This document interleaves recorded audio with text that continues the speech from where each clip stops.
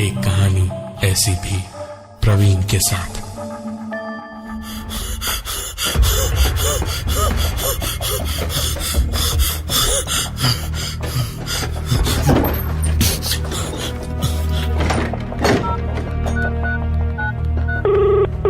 हाँ बोल मनोहर, क्या हुआ?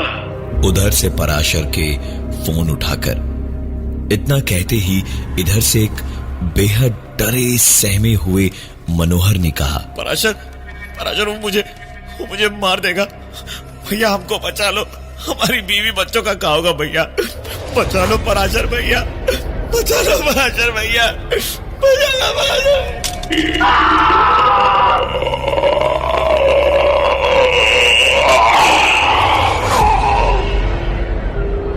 पराशर को इतना समझ में आ गया था कि मनोहर किसी मुसीबत में था, लेकिन उसकी पीने की आदत की वजह से वो ऐसी हरकतें आए दिन करता था, जिस वजह से पराशर ने ध्यान नहीं दिया और फोन कॉल की रिकॉर्डिंग ऑन करके सुनी कि उसने खुद ही कहीं कुछ गलत तो नहीं सुना।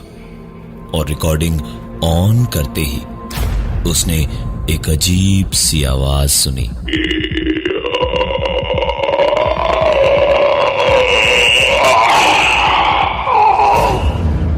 जरूर फोन में कुछ गड़बड़ है, यही सोचकर पराशर ने उस रिकॉर्डिंग को डिलीट कर दिया और सुबह जाके मनोहर की खबर ले लेगा, ये ठान कर सो गया।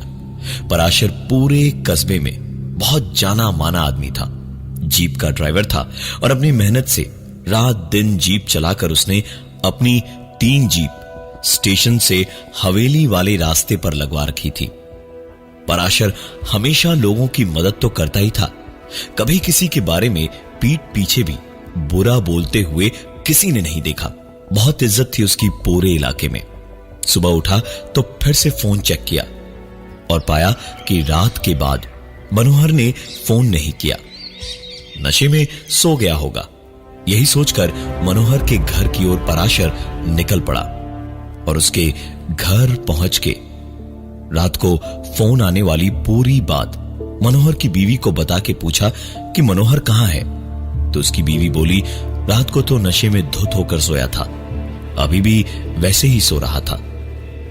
दोनों कमरे में पहुंचे और मनोहर को 2-3 आवाजें लगाई, वो उठा नहीं। जगाने की कोशिश में उसे हिलाया डुलाया तो देखा मनोहर की सांसें बंद थी, वो मर चुका था। मनोहर को मरा हुआ देख पराशर बिल्कुल ठिठक सा गया था, लेकिन उसकी बीवी तो वहीं चीख चीख कर रोने लगी और पराशर का नाम न जाने क्यों लेते लेते चिल्लाने लगी कि उसी ने मारा है जरूर, वरना अगर ऐसा फोन किया था मनोहर ने तो रात को ही क्यों नहीं आकर देखा। पराशर ने छीना झपटी शुरू कर दी मनोहर का फोन देखने के लिए कि कितने बजे फोन किया था मनोहर ने आखिर। तो देखा कोई फोन नहीं गया था पराशर के फोन पे और ना ही इधर से मनोहर ने कोई फोन किया था। बात में दम तो था और कहीं खबर फैले, पुलिस आकर पराशर को पकड़ के हवालात में बंद करे, इससे पहले ही पराशर वहां से निकल के भागा और सीधा स्टेशन जाके सामने जो पहली ट्रेन मिली उसके जनरल डब्बे के ठीक बाद वाले स्लीपर डब्बे में चढ़ के बाथरूम के पास बैठ गया। ट्रेन छूटी और ट्रेन के प्लेटफॉर्म छोड़ते छोड़ते पराशर ने देखा कि पुलिस उसे ढूंढती हुई उसकी जीप के ड्राइवर से पूछताछ कर रही थी और पुलिस उसे पकड़ पाए इससे पहले ही छुपते छुपाते वो एक ट्रेन में चढ़ के शहर से भाग गया। मनोहर ऐसे ही ट्रेन की बाथरूम के पास बैठा हुआ था जब चाय गरम, चाय, कॉफी कॉफी चाय। एक चाय वाला उधर से निकला और पराशर ने सर उठा के उससे एक चाय मांगी। चाय का कुल्हड़ हाथ में लेकर उसने एक घूंट चाय पी ही थी कि चाय वाला छुट्टे पैसे देने को झुका और हाथ में पराशर को पैसे देते हुए बोला, चाय कॉफी कॉफी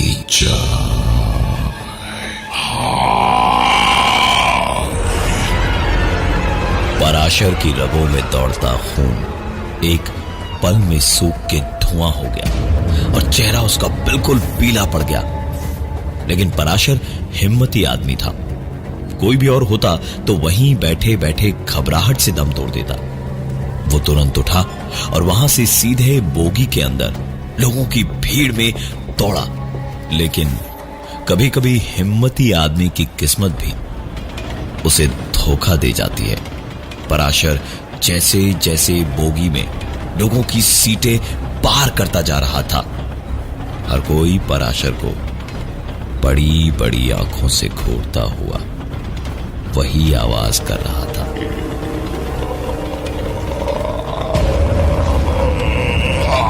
आवाजें उसके बढ़ते कदम के साथ तेज होती चली जा रही थी और पराशर डब्बे के आखिरी कोने तक जैसे ही पहुंचा तो अचानक उसके सामने वही चाय वाला आया। चाय कॉफी कॉफी चाय। एक कहानी ऐसी भी प्रवीण के साथ। चाय कॉफी कॉफी चाय। एक झटके से इस डरावने सपने से पराशर की नींद टूटी तो उसने देखा कि वो अभी भी वहीं बाथरूम के पास बैठा था और उसकी आंख लग चुकी थी। उसने अपनी नजर दौड़ाई तो उसके ठीक सामने चाय का एक खाली कुल्हड़ पड़ा इधर से उधर लुढ़क रहा था। पराशर ने आंखें मली और वो चाय का कुल्हड़ उठाकर ट्रेन से बाहर फेंक दिया। उठकर पराशर खड़ा ही हुआ था जब चाय कॉफी कॉफी चाय। चाय कॉफी कॉफी चाय। इस आवाज को पराशर कहीं भी पहचान सकता था। यही आवाज अभी अभी उसने सपने में सुनी थी। पराशर ने घूम के देखा तक नहीं कि कहीं उस आदमी की शक्ल भी वो ही ना हो जो अभी सपने में देखी थी।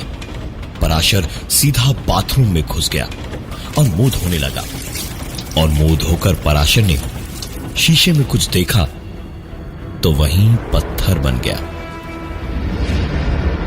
पराशर ने बाथरूम की दीवार पर देखा उसका खुद का नाम और फोन नंबर उसके सामने लिखे हुए थे। पराशर ने अपना वहम समझकर बार बार आंखें मल के उसे देखा, लेकिन उसका नाम और नंबर वैसे के वैसे ही लिखे थे। पराशर इसी उधेड़-बुन में पागल हुआ जा रहा था जब जेब में वाइब्रेटर मोड में रखा उसका फोन बज उठा।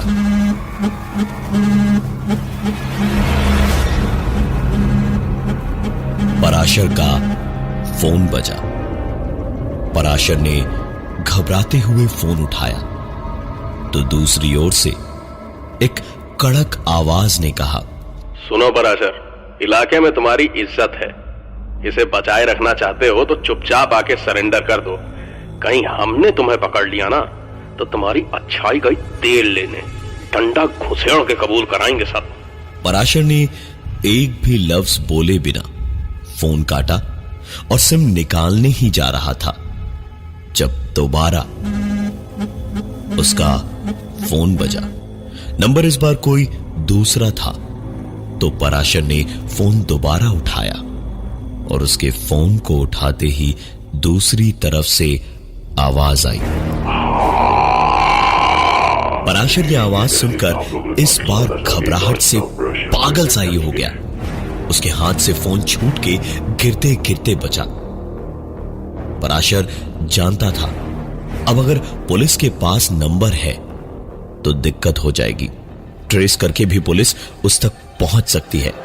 उसने सिम निकाल के तोड़ा और फेंक दिया, लेकिन गुस्से में उसका दिल नहीं भरा। गुस्से और घबराहट में उसने फोन पटका और पैरों से मार मार के लगभग कुचल के कमोड से नीचे फेंक दिया। कुछ ही देर में अगला एक स्टेशन आया। थोड़ा छोटा सा ही स्टेशन था, और खाली भी था। पराशर के छुपने के लिए बिल्कुल सही जगह थी ये। अपने ही शहर के इतने पास में छुपेगा, ये पुलिस सोचेगी भी नहीं। पराशर उतरा और पास खड़े स्टेशन मास्टर को देखा तो पराशर झट से पहचान गया। इनको अपनी ही जीप में 3-4 बार छोड़ा था उसने। पराशर ने उनके केबिन के फोन से अपने घर पे फोन करने की बात कही और फोन मिलाया। पुराने जमाने का रेलवे स्टेशन का भारी भरकम गोल डायल वाला टेलीफोन था। अपने घर के लैंडलाइन का नंबर डायल करना उसने शुरू किया।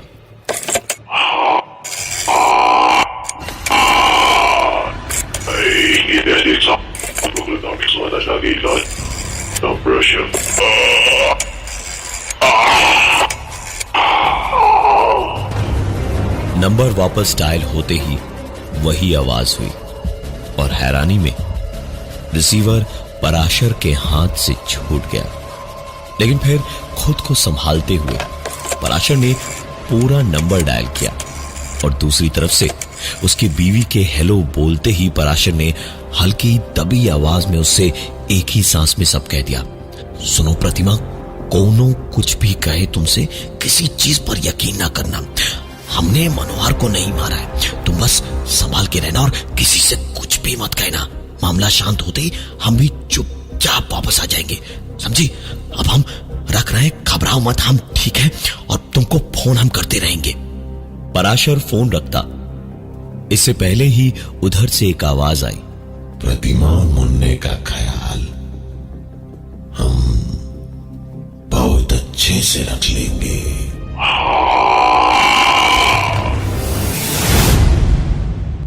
एक कहानी ऐसी भी प्रवीण के साथ। पराशर का तो ये सुन के खून ही खौल गया। तुरंत जबड़े भींच के दबी आवाज में बोला, कौन है तुम्हारे साथ में वहां पर प्रतिमा? प्रतिमा उधर से बोली, कोई भी नहीं है। पराशर ने कहा कि उसने किसी की आवाज सुनी है, जिस पर मुन्ने की कसम खाकर उसकी बीवी ने कहा कि वो बिल्कुल ही अकेली थी। पराशर ने सोचा कि वो परेशान इतना ज्यादा है कि शायद वहम हुआ हो उसे। उसने फोन रखा और स्टेशन से पैदल ही निकल पड़ा। कुछ आगे गया तो पराशर को एक छोटा सा मुसाफिर खाना दिखाई दिया। वो अंदर घुसा और वहीं बैठे एक आदमी से कमरे के बारे में पूछा तो उस आदमी ने पान मसाला थूक कर कहा, अरे आइए आइए पराशर बाबू, हाँ? अरे आप ही का तो इंतजार कर रहे थे हम। आपके लिए कमरा तो बुक करके गए हैं भैया, सवेरे ही। पराशर ने उस आदमी से पूछा, अरे कौन भैया आए थे हमारे लिए कमरा बुक करने खातिर? अरे नाम हम तो बताए गए होंगे ना? इस सवाल पे उस आदमी ने पराशर से कहा कि लेकिन नाम तो अपना बताए नहीं थे। आपका फोटो दिया, नाम बताया और एक रात का पैसा देके बोल के गए कि आप आज रात यहीं रुकेंगे। पराशर ने इतना सुना और ठीक उसी वक्त बारिश भी शुरू हुई।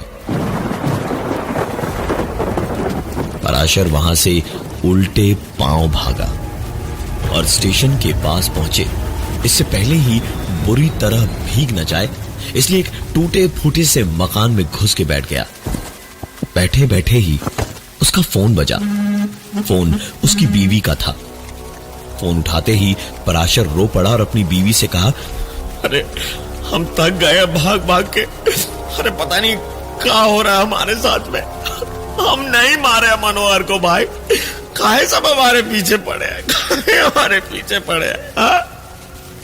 पराशर का इतना रोना धोना खौफ में बदल गया, क्योंकि दूसरी तरफ से उसकी बीवी और मुन्ने के रोने की आवाज के साथ एक और आवाज आए जा रही थी।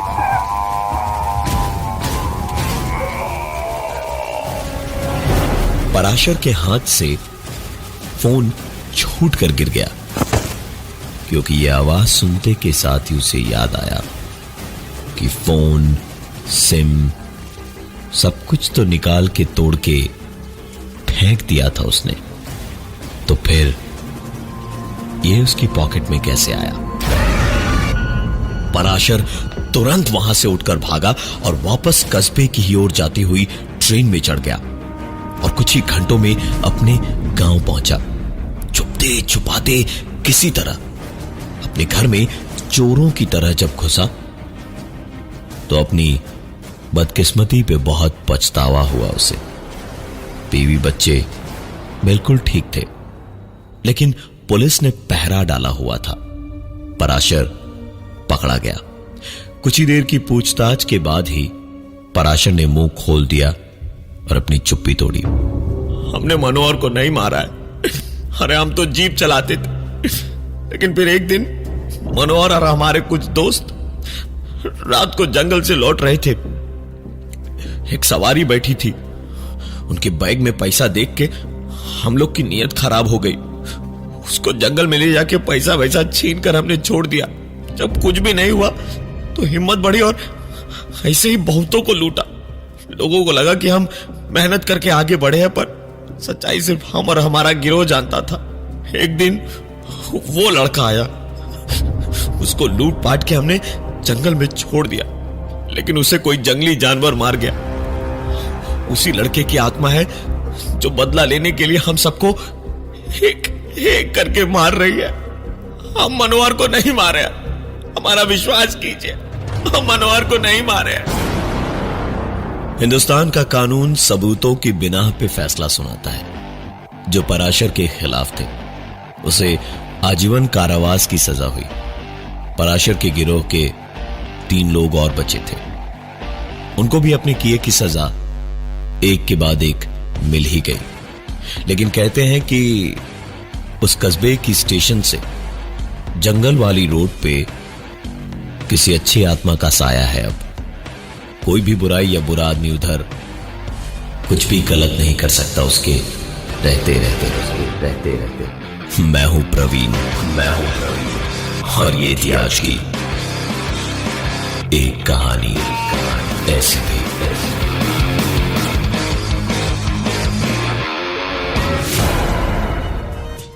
कमेंट करना इमीडिएटली वीडियो के नीचे एंड बताना कि आपको वीडियो कैसा लगा।